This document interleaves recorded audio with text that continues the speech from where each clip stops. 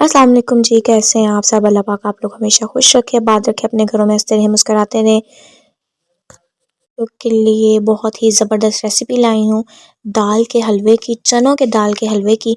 हम लोगों ने फर्स्ट चने की दाल लेनी है, उसको सारी रात तक भिगो कर रख देना है, सारी रात। देन सुबह टाइम हम लोगों ने पहले अपनी इंशाल्लाह ताला नमाज अदा करनी है, उसके बाद बिस्मिल्लाह पढ़ के अल्लाह ताला का नाम अदा करके हम लोग किचन में आएंगे।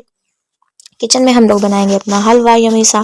हलवे के लिए हम लोगों ने पहले दाल को ग्राइंड कर लेना है अच्छे से, हल्के से दूध में, और साथ हम लोगों ने इसमें डाल देना है देसी घी, और अच्छी तरह हम लोगों ने इसकी भुनाई करनी है अपने देसी घी में।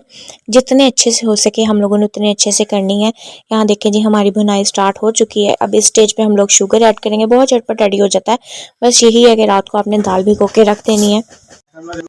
चीनी हम हस्बे ज़रूरत ऐड करेंगे, कुछ लोग ज़्यादा चीनी पसंद करते हैं, कुछ लोग लाइट। मैंने हस्बे ज़रूरत यहाँ पर यूज़ किया। दूसरी तरफ जी आपी ने बना लिया था, यानी भाभी ने दाल अंडा।